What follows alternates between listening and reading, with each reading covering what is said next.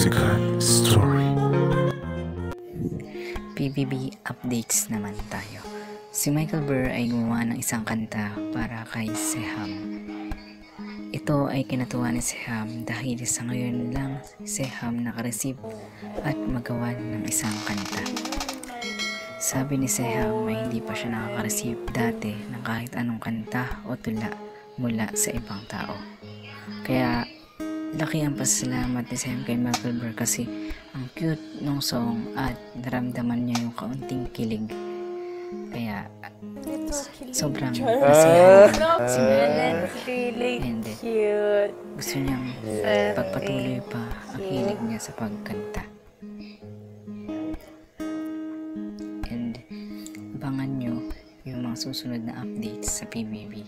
And magkakaroon na nga ba ng love team na panibago dito sa PBB.